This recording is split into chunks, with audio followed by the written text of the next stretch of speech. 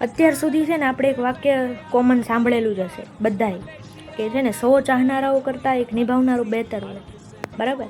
છતાંય અત્યારે રેસ લાગી છે, મારા ચાહનારા એટલા ને મારા ચાહનારા એટલા, તો તારું નિભાવનારું કોણ, બરાબર. એટલે ઘણીવાર એવું થતું હોય કે આપણે ચાહનારાઓને જોવામાં એટલા બધા વ્યસ્ત થઈ જઈએ ને કે આપણને સારા નરસાનો ભેદ ખબર નથી રહેતી, બરાબર. ચાહનારા હશે ને એ તમને સારું લગાડવા માટેની રેસમાં પહેલાં કદાચ દોડતા હશે, પણ જ્યારે નિભાવવાનો ટાઈમ આવશે ને ત્યારે જે નિભાવનારું પાત્ર હશે ને એ તમે એકવાર વાંહે વળીને જોશો ને તો રેસમાં પહેલા નંબર ઉપર નિભાવનારું પાત્ર આવતું હોય. પણ કહેવાય ને કે ચાહનારાઓને જોવામાં આપણે ભૂલી જઈએ છીએ કે એનું મહત્ત્વ શું છે એમ, બરાબર ને. કદાચ આપણે નિભાવનારું પાત્રને કહેવાય ને કે પાછળ છોડીને આગળ વધી જઈએ.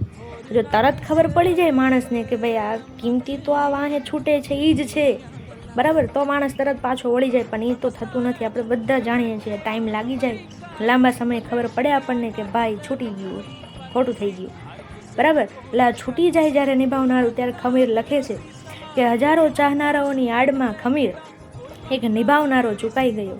1000 ચાહનારાઓની આડમાં ખમીર એક નિભાવનારો ચૂકાઈ ગયો. મારા જીવન રૂપી લીલો બગીચો પળવારમાં સુકાઈ ગયો. और ना किसे मंगनी मेरिया बला